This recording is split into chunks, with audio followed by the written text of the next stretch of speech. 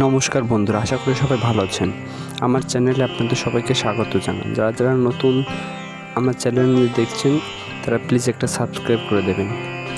তো আজকে আপনাদের দেখাতে যাচ্ছি 3.5 ফিট থেকে 3 ফিট মা কালীর কাঠাম তৈরি করা। প্রথমে বাঁশটাকে কেটে নিতে হবে হাইট অনুযায়ী, মানে আপনার নিচে কতটুকু লম্বা আমি সেই অনুযায়ী কেটে নিচ্ছি। নিচে প্রায় 3 ফিট লম্বা হবে, কারণ শিব ঠাকুরও তো লম্বা হবে মায়ের মতনই। এরপর বাঁশটাকে দুভাগ করে নিতে হবে। ভাগ করে সেনের হাতুড়ি দিয়ে এটা করতে সুবিধা হয়। এভাবে ফাটিয়ে নিতে হবে।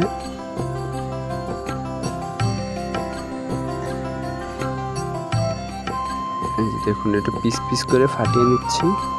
এটা ফাটানোর পরে এই বাঁশটাকে দুখণ্ড করে নিতে হবে। এটা হচ্ছে দাওয়ার সাহায্যে দুখণ্ড করতে হবে। এই যে দা দিয়ে দুখণ্ড করে নিলাম। এখন নিচের যে ধরা, মানে কাঠাম ধরার যে কাঠ থাকে দুইটা, ওই দুটা কেটে নিচ্ছি। এটা আনুমানিক ধরেন 1.5 ফিটের মতো আছে, 1.5 ফিটের কম বা বেশি হতে পারে। এই দুটা কেটে নিতে হবে। কেটে নেওয়ার পরে তলে যে হাতে ধরার যে হ্যান্ডেল থাকে, সেই হ্যান্ডেল তৈরি করে নিতে হবে। তার জন্য আমরা এই দুই কোণা থেকে কিছুটা অংশ ফেলে দেবো কাঠের, যাতে হাতে ধরতে অসুবিধা হয়, মানে যাতে হাতে চাপা না লাগে। যেভাবে কেটে নিতে হবে, দুটা কাঠি কেটে নিতে হবে। এটা কেটে নিলে মানে আপনার ধরতে সুবিধা হবে, তাহলে হাত দেওয়ার মতো জায়গা থাকবে কাঠামে, ভক্তদের নিতে কষ্ট হবে না মাকে। এই যে নেওয়ার পরে এই দুইটা মাপ মতো সেট করতে হবে, মানে দুটো হ্যান্ডেল করতে হবে। এটা হচ্ছে লম্বা কালি হবে, মানে সোজা পা দিয়ে যেগুলো দাঁড়িয়ে থাকে যে মা কালী। এবার বাঁশের টুকরাটার উপর সেট করতে হবে। সেট করার জন্য মাপ নিই, মানে মার যে কাঠামের যে গোজাটা হবে, মানে যে কাঠটা উঠবে উপরের দিকে, যার সাহায্যে মা দাঁড়িয়ে থাকবে, সেটার জন্য বাঁশটাকে ফুটো করে নিতে হবে। যেভাবে এটা চটার মাপ দিয়ে কেটে নিতে হবে সেনি দিয়ে।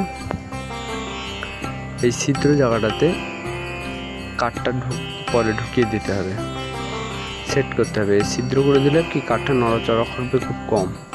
লোহা মেরে দিলে হয়, কিন্তু এখানে লোহা মারার জায়গা নেই বলে আমরা ছিদ্র করে দিচ্ছি।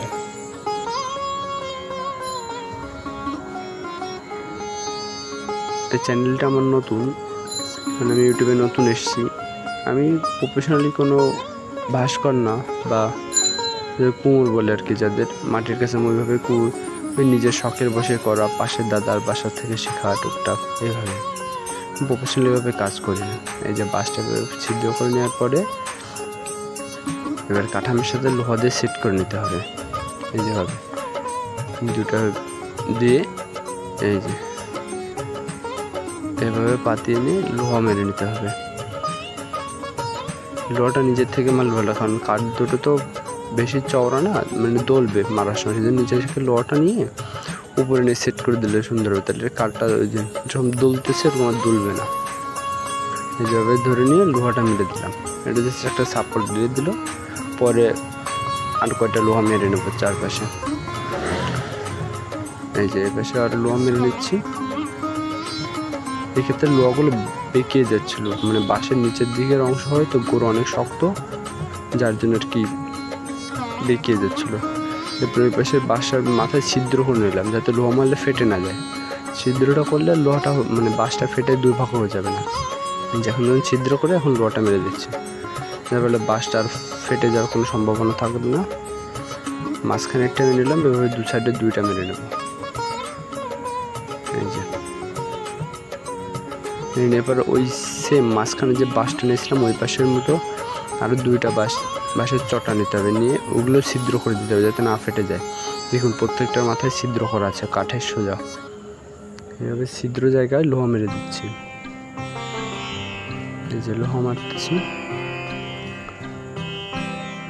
সোজা করে নিতে হবে মাপ মতো, যাতে এদিক ওদিক না হয়। দেখুন খুব সহজ পদ্ধতিতে এরকম কাঠাম বানিয়ে, মানে আপনি যদি প্রথমে বিক্রি করে থাকেন বানিয়ে, তাহলে আপনার খুব কম খরচে হয়ে যাবে। খুবই কম খরচে কাঠাম বানানো হবে।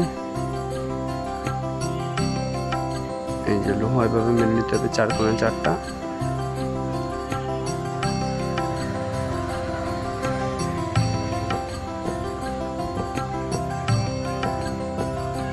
এই যে মারা শেষে এখন দেখুন কাঠামোটা অনেক শক্ত হয়ে গেছে, মজবুত।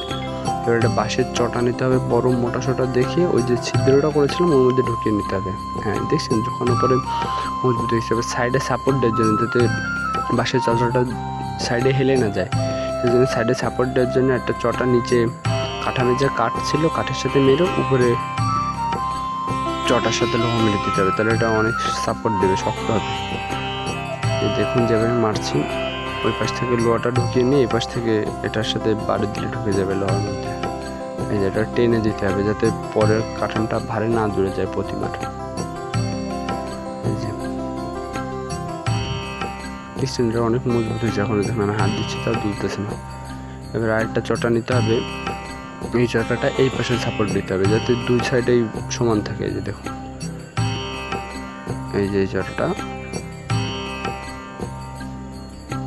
এই দেখুন এটা একটু ওই পাশে ফাঁকা ছিল, ছিদ্রের মধ্যে ঢুকিয়ে দিলাম যাতে শক্ত হয়।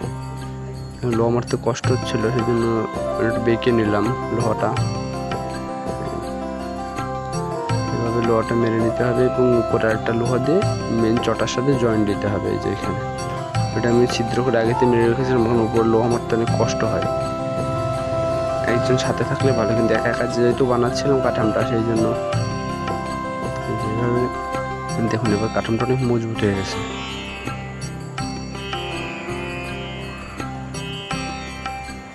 এখানে আরেকটা লোহা মেরে দিচ্ছি যাতে ভালো মজবুত থাকে। এই যে দুইটা মেরে দিলাম, কাঠামোটা অনেক মজবুত হয়ে গেল। এই যে দেখুন খুব সহজ পদ্ধতিতে বানানো হয়ে গেল। যদি আমার ভিডিওটি ভালো লাগে একটা লাইক করবেন, কমেন্ট করবেন, সাবস্ক্রাইব করে দেবেন। আমার নতুন চ্যানেল, ভয়েস রেকর্ডও আহামরি ভালো হয় না, আর চেষ্টা করি ভালো করার। ধন্যবাদ সবাইকে। এটা হচ্ছে প্রথম পার্ট, পরের পার্টে দেখাবো